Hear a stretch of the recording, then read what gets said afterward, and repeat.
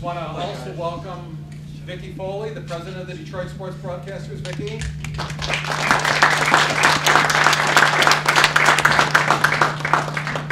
And now we're going to bring up Ryan Field from Fox Sports Detroit. Ryan is the sideline reporter and commentator for the Pistons, and he also does and covers a lot of Red Wings, Tigers, a few Lions things. So Ryan, why don't you come on up? And I know they want to meet you and also get a chance to talk to our group.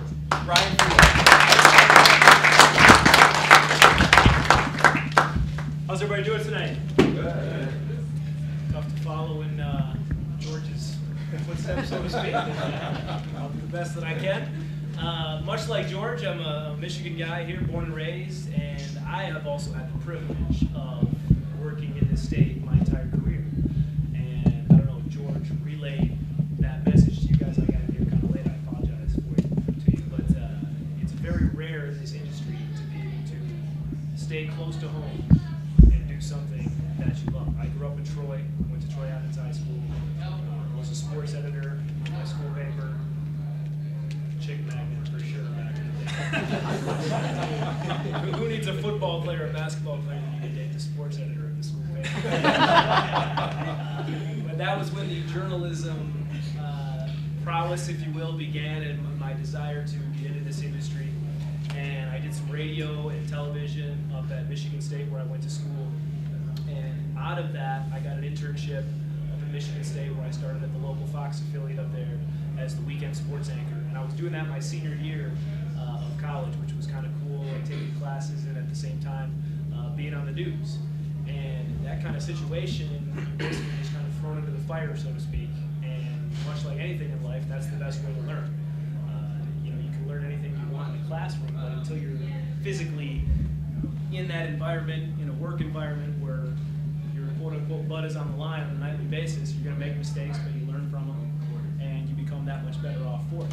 So I spent 2.5 years in Lansing, kind of a trial by fire. And then I went to Channel 2 in Detroit, where I was there for 3 years. And now I've currently been at Fox Sports Detroit.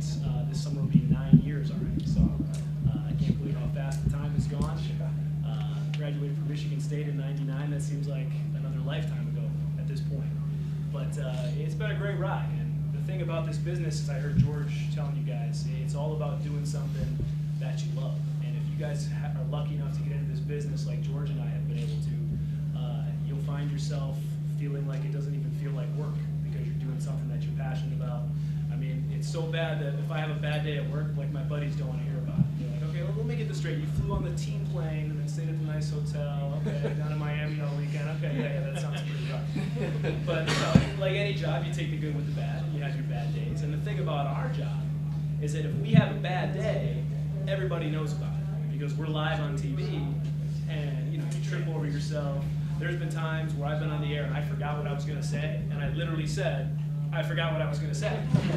You're having a conversation with somebody, you forget what you're going to say, and you say that, and I said that on the air. There's been times where I got caught singing on the air because I didn't know I was on. There's been all kind of hijinks and hilarities and blooper reels. I mean, it could be like a 10-minute YouTube video for sure of all the things that have gone wrong.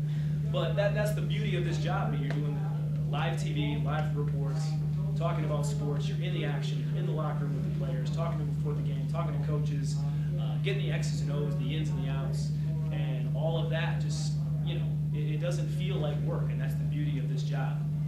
George brought up a good point saying that, if you do what you love, the money will follow, and that's always the thing that I've kind of been raised by, the model I've been raised by. You can't worry about how much money you make. It's all about what makes you happy, and if you guys feel like you're going to be happy getting into this line of work, you're probably not going to make a lot of money to start. I sure as hell didn't. Thankfully, I was living in a college town, which made it a little easier to afford the things that I wanted to afford. But the good news is you keep your nose to the grindstone and you keep plugging away and good things can happen. So at this point, I'll open it up to any questions that you guys might have about anything that I've done in my background or any questions about the industry or the teams, anything you guys want to know. Go ahead, bud. Being so close with the players, some players have a reputation for being nice. Is it ever hard to work with players? I feel like the players, much like anybody in everyday life, you treat them with respect, they'll treat you the same way. I mean, there's going to be days where, Stuckey might shoot 1 for 13, and he's not going to want to talk to you afterwards, which, you understand. If you were in his shoes, you probably wouldn't want to talk either if you shot 1 for 13. So you kind of take their temperature, so to speak. If you feel like it's a good time to talk to them, or if not, it's kind of a fly by the seat of your pants type thing. But most of the guys are very good to deal with. Rashid, back in the day, we had some issues dealing with him. But he meant well, but he was just a guy that was difficult to cover in terms of the media access and everything else, and that's just comes with the territory sometimes. But you take the guys that they have good days and bad days just like anybody else, and you don't take it personally if they get mad at you or they don't want to talk to you, and you come back the next day and everything's cool. So I really haven't had too many issues with that. Thank you. Go ahead, bud. If you got the chance to go work for ESPN, would you leave this job? I get a lot of questions like, what's your ultimate job? You have to go to ESPN, right? And ESPN might seem like it's the ultimate job, but if you guys think about it and you watch SportsCenter, and I'm sure a lot of you guys and gals do, how often do you see the same anchor on SportsCenter? I mean, they're rotating people constantly. And you could watch 10 different SportsCenter episodes and see 20 different anchors because they go in tandems, right? So at that point, it's just not a job where you're getting consistent reps, you're on the air a lot. So you take the good with the bad. I mean, yeah, you can say you work for ESPN, and then your buddies will be like, well, how often are you on? You're like, oh, I'm on like once a week. It's just like, you take the good with the bad. And I mean, if they call, would I listen? Heck yeah, I'd be stupid not to. But I don't know if that's ultimately a place that I would want to end up. What's been your favorite sports moment to cover? My favorite sport moment to cover, two. One, when the Pistons won the title in 04. As George talked about, when you grow up in this area, much like you guys, you root for all these teams, right? You grow up as a kid going to all the games, and well, that's the way I was as a kid. So going to the games now for work, if I wasn't working, I'd be watching the games anyway. So you find yourself like kind of cheering along, and that's like the one rule of thumb in media: you're not supposed to cheer. There's not supposed to be cheering in the press box if you're at a Tiger game, but sometimes you can't help the fact that the fan in you comes out, and that's not necessarily a bad thing. You just can't really portray that on the air, you know what I'm saying? You can't be too one way or the other. But when the Pistons won the championship in 04, and then I had the privilege of being in Oakland last year when the Tigers won the division for the first time since '87, and being there with the champagne and talking to all the guys and watching them do slip and slide down the tarp. It's kind of a nervous moment when you see Justin Verlander go head first down the tarp in the locker room. But it's, those are moments like that. I mean, two that stand out. But I mean, I've covered everything from the Final Four to the Super Bowl to the Ryder Cup to all kind of stuff. Stanley Cup Finals. And Detroit is such, as you guys know, it's such a cool sports town. With that, plus the colleges that we have, Michigan State, there's always something going on. So if you guys are lucky enough to get a job in this area, you definitely won't be short on things to do in terms of that kind of stuff. Okay. When you're doing the sideline reporting, is that already scripted, like when you're going to go in and do those, or they just say, okay, you're on? It's basically a fly by the seat of your pants type thing, and a lot of this business is, I mean, when I'm in studio, if you guys see Mickey or Keating in studio, they're reading off a teleprompter. I mean, they got it easy sitting up there in the studio. They just read the words off the screen. But when you're in the thick of the action, like I am on the court, and those guys do sideline reporting as well. The difference is, like your producer, I got my earpiece in right now, he'll be like, hey, I need you coming out of this timeout to talk over this graphic, talk about how Greg Monroe is going to defend Ersan Ilyasova, or I mean that wouldn't even be a matchup, but something like that, just kind of talk. So you kind of have to be prepared before the game to go over all these different storylines, so that when your number is called, it's kind of like being a player on the bench getting called into the game. When your number's called, you have to be ready to go. So I mean, I usually have a couple things that I'll discuss with the producer beforehand. Things that I want to touch on, like for instance, pre-tip tonight, like they bring me on camera right before tip-off, and Lawrence has been harping on the Pistons, how you guys saw they got rolled in Orlando, they got rolled in Miami Sunday and Monday, and his whole thing was those teams are battling for playoff positioning, so they're treating these games as playoff games, basically, and the Pistons have to find a way, even though they're not going to be in the playoffs, to match that intensity. So he's trying to tell his guys, look, you have to treat this as it's a playoff game. And yeah, they can kind of relish the role of playing spoiler too. I mean, the Bucks are 2 games back in the final playoff spot, so if you deal them a loss tonight, that kind of hurts their chances. So that's something that I've already talked about with my producer and thought about in my head that I'm going to do pre-tip right before the game. Kind of like setting the storyline, hey, they need better intensity in these games against playoff teams.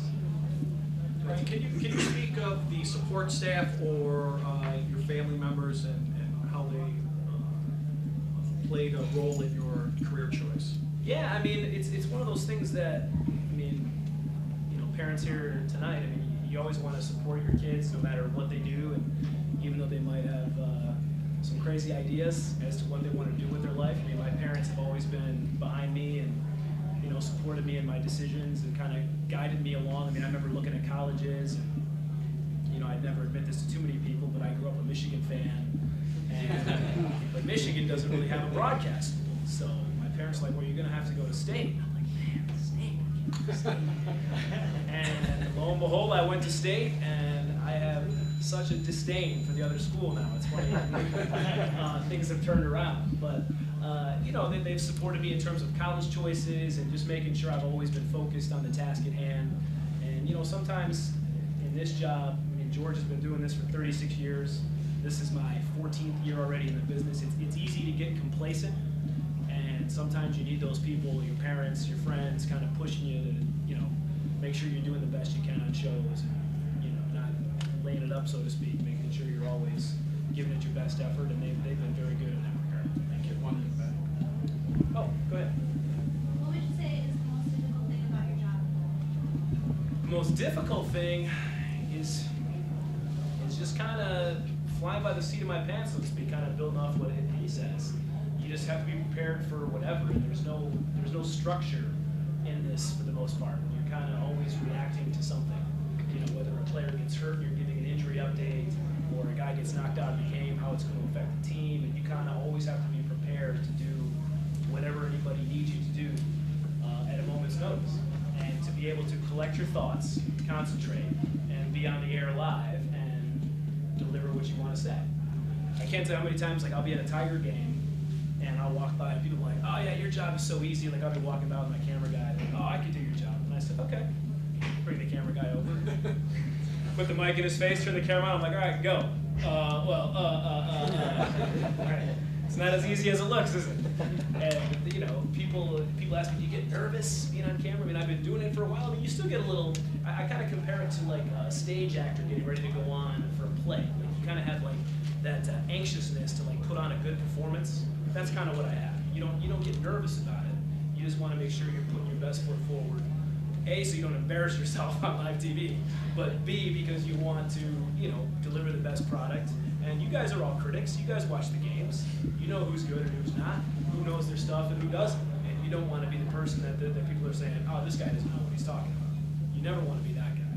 So you always have to be on top of things and just making sure you know what's going on at all times. So hopefully that answered your question.